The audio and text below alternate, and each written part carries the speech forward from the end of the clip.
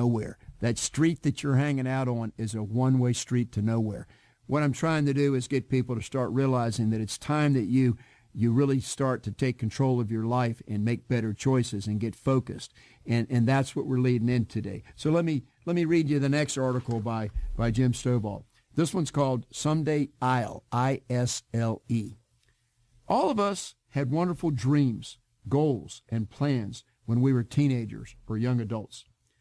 But at some point, reality sets in, and we let our dreams and goals slip further and further back into our minds. We actually ship all of our dreams and goals to a mythical place I call Someday I'll. Someday I'll is a picture postcard kind of place where the weather is always perfect and everything is always wonderful, except nothing ever happens. And now and every time we think of those long forgotten dreams and goals, we say to ourselves, someday I'll do this, someday I'll do that. But someday never comes. General George Patton said that a good plan violently executed now is better than a perfect plan next week. This applies to each of us as we go through our lives. Please remember that the biggest dream you ever had in your life is still alive and well. It will return to you from Someday I'll as soon as you make it a priority in your present day life. Your destiny is too wonderful to delay any longer. Make the commitment, take the steps, pay the price. You know, as I read this today, I got to thinking. The end of it said, your destiny is too wonderful to delay any longer. Make the commitment, take the steps, pay the price. Well, a couple thoughts came into my mind. One of them is Jeff Heiser and his radio show, Success and Intentional Lifestyle. He always said, you need to take the first step. A Napoleon Hill quote is the best time to start is now, that you're never really ready. You just need to start. You can modify your plan once you start.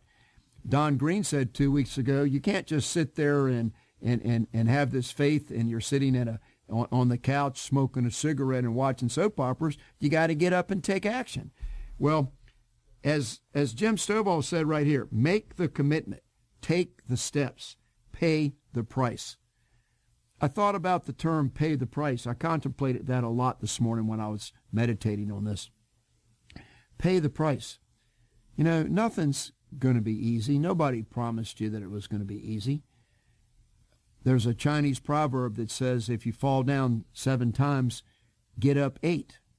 So paying the price means that it's going to cost you something. It's going to cost you something of yourself. Now, one of the prices that I want to say that it cost you, one of the things that it is, it's when you make a commitment to something, it means giving up something else sometimes. When I talk about eliminating the distractions that Jim Stovall has really got me knowing, it's understanding your priorities, knowing what your purpose is, not doing things that are a complete waste of your own time. A lot of Jim Stovall's writings talk specifically about time, what a precious commodity is, that successful people and people that fail, they have the exact amount of hours and minutes in a day. It's how you use those.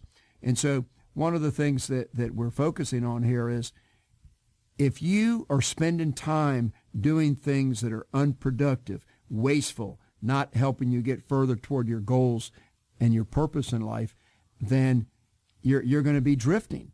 That's the term that Don Green uses, drifting. Charles Stanley uses the term wavering faith, where you have a belief of something you want to do, but you just sort of, willy-nilly here or there. So what we're doing is getting a little more focused here. I teach financial literacy, and I've taught thousands of people now about personal budget. I've been doing it in prisons now for 6 years. I've done it for 45 years as an accountant, and I specialize in just getting people to understand how money works in their life and the importance of a budget. And here's the thing. I can teach anybody how to budget. But even if I teach a person how to budget, it doesn't mean they're going to get where they want to go. Here's kind of what I do. I go into prisons and I focus on converting canteen spending, which is generally just boredom spending, just inmates in prison. They make some money. They get money from the outside, but they can do some work in prisons generally where they're making maybe 50 cents an hour. But they just use that as money that is just boredom, so to speak. And I try to teach them how to get more focused on how they spend their canteen money in order to have savings so that when they get out, they'll have more than not having anything. And that makes a huge difference in their life when they get out. They can get a place to live. They can maybe get an old car or something. If they don't have much money, they at least have transportation so they can get a job. But having a little bit of money in your pocket's far better than having nothing. That's a simple statement. But if I teach a person to save $50 a paycheck, that's $2,600 a year. Well, I've got people that really, really want to learn how to budget. I can teach them how to pay attention to their spending. The secret is know every penny that goes through your fingers there, every single penny. Understand your habits. If a person saves $50 a week out of their paycheck, but they don't know what they really want out of life, they're apt to spend the money on the wrong thing. And the example that I like to give is a lot of people are saying, hey, you need to do something. You need to get yourself a future here. And they encourage this person to go to ECPI, the Computer Technology School, because that's such an up-and-coming field, unlimited opportunities in technology. And so this particular person that's looking for something, doesn't know much what they want to do, gets kind of led into joining a program at ECPI. They sign a contract. They pay their money down. They spend the bulk of their $2,600 that they saved. They get about 4 months into the program, and they realize this is just not for me. They don't have an aptitude for math. They don't like anything about it, and they quit. Well, their intentions were good. They were very disciplined. They saved that $50 a week for a while. They spent it on the wrong thing. And so all of the people that I'm reading, that I follow, Jim Stovall, Viktor Frankl, Don Green, we all try to focus people on knowing what their purpose is so that they can then be focused on doing things that move them toward achievement of their purpose. So now I'm going to read Jim Stovall's Activity versus Productivity. Most of us work very hard. We get up each day and spend 8 hours or more doing something we call work. If you talk to the most successful and the least successful persons you can find, they will probably tell you they are working extremely hard. If this is true, why are so few people actually getting the results they want from their hard work? Quite simply, they confuse activity with productivity. Just because you're doing something doesn't mean you're really doing. Let me read that again. I apologize. Quite simply, they confuse activity with productivity. Just because you're doing something doesn't mean you're really getting anywhere. We have all seen hamsters running around on the little wheel in their cage.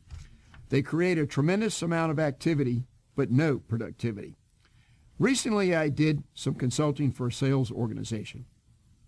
These salespeople work solely on commission, so the only productive thing they really do is talk to new people about their products and services. Before our training session, the average salesperson told me that they were working very hard for 8 to 10 hours per day. Once they learned that their only productive task was talking to new people about their products or services, we conducted a simple experiment. Each salesperson was given a stopwatch and instructed to keep it in their pocket and click on it only when they were talking to a new prospect, either on the telephone or in person. We discovered that the top wage earners were actually productive only 3 hours per day. The average and below average producers were far less productive. If you want to be more successful, earn more, or reach your goals faster, simply separate activity from productivity and commit at least half of your workday to productivity. The difference will amaze you. Your destiny awaits. Today's the day. Okay, so now we're getting a little deeper into what it is that Jim Stovall is really trying to tell us. I have a personal story about a client that I've helped, and they were a little out of focus. They didn't have their priorities straight. And I've told part of the story before, but let me tell you a quick version of it.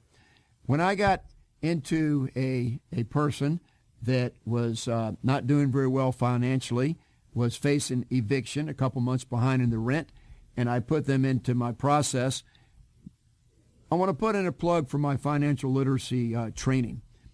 It's all going to come back to you. It's not complicated. There's not a lot of forms. It's just a lot of thinking. Right Thinking Foundation is trying to work on you thinking so that you can see yourself and you can see things that will wake you up and you will voluntarily change your own behavior. That's all I'm trying to do, is to help you get focused so that you can understand what your goals are and move toward that. And this dovetails with what Jim Stovall is teaching me. So the person that I am speaking to with their financial situation, we spent 4 hours in an interview type of a thing. The person agreed to being totally honest with me, answering every one of my questions. And so over a 4-hour period, I dissected this person's finances by asking every single question about how they spend their money and where their money comes from and so on and so forth. And what came out of that was that the person that I'm speaking about realized that they were just wasting tremendous amounts of money. Red Bulls at $3.50 a piece, 3 a day, $10.50. Beef jerkies at 7-Eleven. Hey, I didn't know all this, but you can get some deluxe beef jerkies packages that cost $8 or $9 or $10. I had no idea that beef jerky had cornered the market with high-priced things like that. So this person was doing the beef jerky sticks, though, spending $3 or $4 a day. And then Starbucks coffee, fast food. Make a long story short, found out that there was $820 a month being spent between this person and his wife, and it just shocked this individual. I woke them up. We laid out their budget for a year. The wife started making lunches and dinners at home. They stopped doing Starbucks. They got on a stricter budget. And 6 months later, this person has stayed on this budget and is getting on top of it, is getting credit restored. And I have to tell you, I was in a session 3 weeks ago with this person, just updating their budget, making sure everything was still on track. It doesn't take much work once you decide to do it. That's the secret here. Once you get through it and look at it and realize your behavior, you will make changes. You will do things that are more productive to get you where you want to go, and you won't be just wasting your money on things that have no meaning or purpose to help you get to where you're going to go at all. This person said to me, hey, well, Steve, it's great. I'm just feeling so much better about myself because I'll tell you what, now that I can see it on paper, it's just so much easier to stick with it. Well, I just gave you what the secret was, but I want to tell you, I like music, and what that person said to me was music to my ears. When he said, I can see it now, I never could see it before. Well, praise the Lord, that's what I do. And when I have a person come to me and is on a budget and is succeeding in life and everything's smoother in their family, they're starting to see the benefits of self-discipline and working toward your goals. It just makes me happy. So I just want to thank all of you for giving me this opportunity to share these kind of stories with you. And now I think what I want to do is I want to just give you where this really goes. If you're still with me on the show, what I'm getting ready to do now will get you to like 3 grade levels higher than where you started with on today's show. I'm going to be reading to you from Jim Stovall's book, The Ultimate Productivity. This is the book that I say really changed my life, that Jim Stovall gave me in his wisdom. So let me go to the chapter here. First of all, this book, The Ultimate Productivity, you've got to read it. The chapters are things like